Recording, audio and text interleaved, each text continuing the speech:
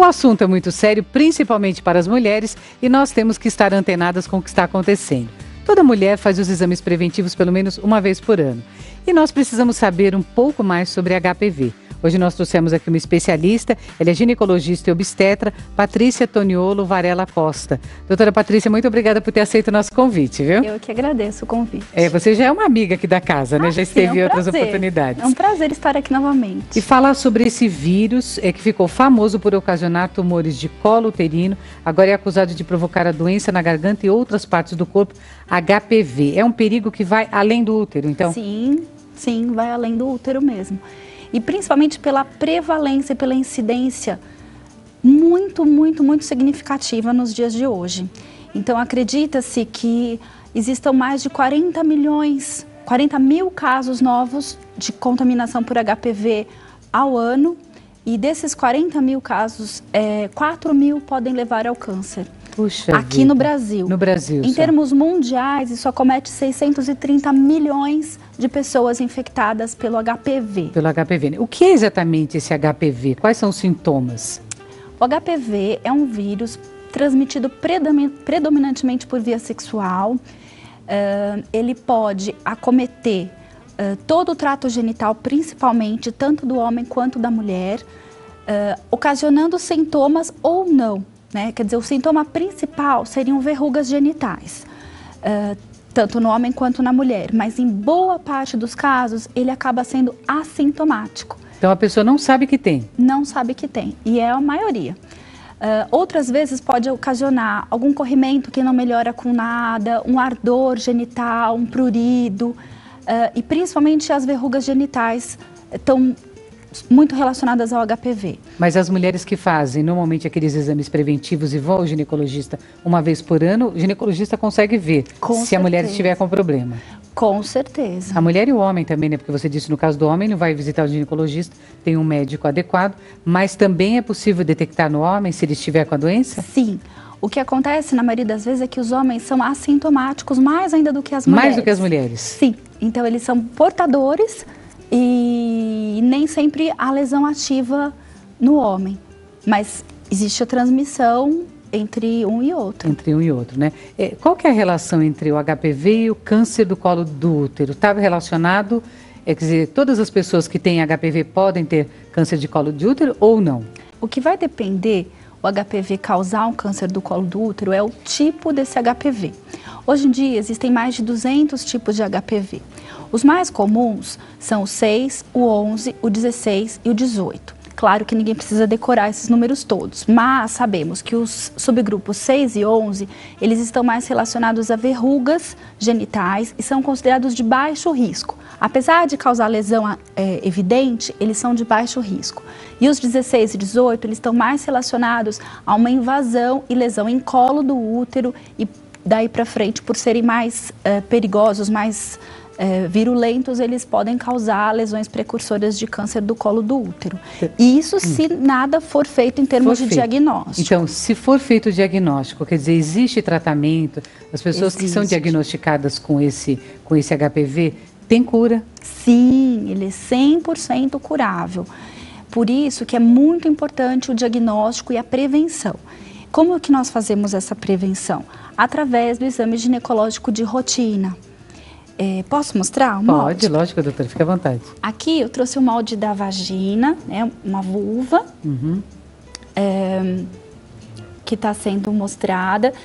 Nas pacientes que têm lesão ativa, pode aparecer como pequenas verruguinhas, como nós chamamos de condiloma acuminado e em termos populacionais as pessoas às vezes falam crista de galo, mas são verrugas branquinhas que podem acometer toda a região genital, às vezes isoladas, às vezes em grande quantidade. O lugar que acomete bastante é a fúrcula da entrada da vagina, que é nessa região aqui, mas pode acometer até a região pubiana, a região anal também.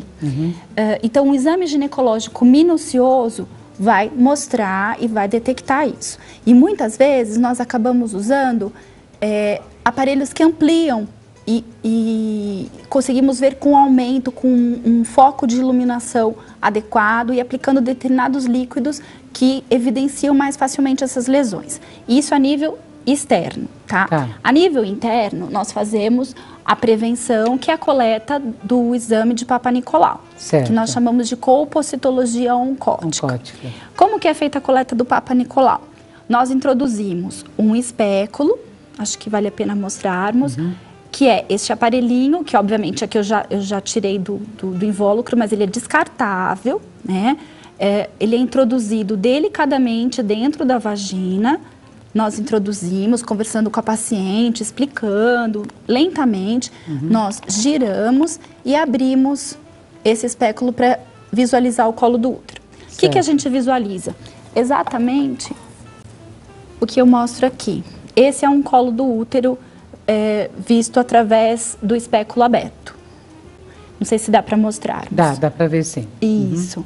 Então, o que acontece? Nós visualizamos aqui esse colo e, aplicando esses determinados líquidos, nós podemos ver lesões, não necessariamente verrugas, mas lesões que tem um nome de epitélio aceto branco, um pontilhado, um mosaico, através da colposcopia, que é esse exame que amplia. É possível enxergar isso. Isso. E se houver uma lesão, nós podemos biopsiar essa lesão e encaminhar para anatomopatológico, esclarecer a origem dessa lesão.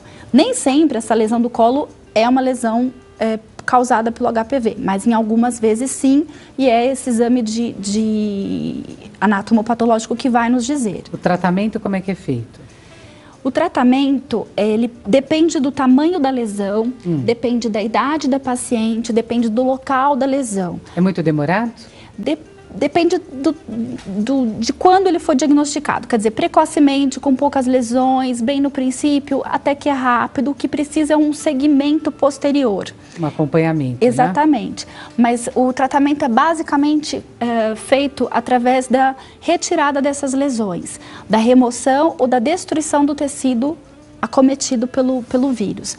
Então, no caso das verrugas, podem ser usados aplicações de determinados ácidos em concentrações adequadas e sempre pelo médico, né? Jamais paciente querer fazer sozinho, porque pode ter queimar tecido normal e cauterizar fora do lugar. No caso de lesões verrucosas.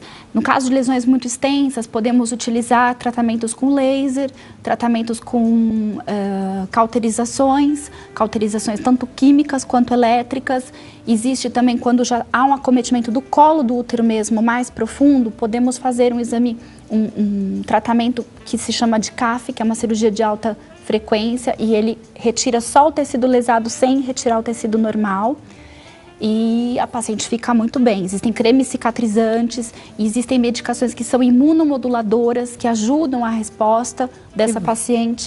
Vários procedimentos diferentes, né, doutora? Para cada caso, então, o médico vai buscar, então... É particularizado. Particularizado, tá. Um fato bastante importante é que, como boa parte das pacientes, tanto a mulher como o homem é assintomático, não tem lesão aparente, esse exame ginecológico tem que ser bastante minucioso mesmo.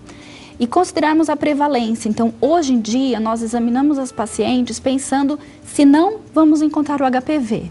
Porque, realmente, se nós considerarmos que existem hoje, já comprovadamente, os homens entre 18 anos a 70 anos, de 100 homens, 50 são portadores do HPV. Puxa vida, é muita gente, né? Isso, os homens. As mulheres, pelo menos 50% a 70% já tiveram contato com esse vírus em alguma vez da vida, manifestando ou não sinais e sintomas. Puxa, é muita gente. É muita gente. É muita gente. Mas agora, realmente, nos últimos tempos, a gente tem ouvido falar com maior frequência sobre essa questão do HPV. Inclusive, as meninas mais jovens têm uma injeção, não é isso? Existe a vacina. Uma vacina, né? Isso. Tá. Por conta dessa prevalência muito grande e de realmente não aparecer sintoma e poder causar uma doença muito grave, que é o câncer do colo do útero, desenvolveu-se há 15 anos atrás, tem um estudo já de 15 anos desenvolvendo essas vacinas. Existem 2 vacinas no mercado, uma que é só uma bivalente, só contra 2 tipos de vírus, e a quadrivalente, que é mais completa e pega esses 4 tipos principais que eu falei, com excelentes resultados. E ela fica indicada para meninas de 9 anos até mulheres de 26 anos, isso por um consenso. A tendência é conseguir que se possibilite acesso a essas vacinas na rede pública, porque por enquanto ela está disponível apenas do ponto de vista de particular mesmo. E é carinha, né? Olha... Já ouvi falar. Quer dizer, eu acho que pensando em saúde... Nada, sempre vale a pena, né? É um investimento em saúde. Mas assim, não fica acessível às pessoas que realmente têm uma renda mais baixa, ficaria difícil, né? Se bem que, com todos esses estudos, há 2 lugares que já fizeram campanhas de vacinação em massa. Um lugar foi na cidade de Itu, fizeram em pacientes jovens, e agora é importante acompanhar como elas vão ficar.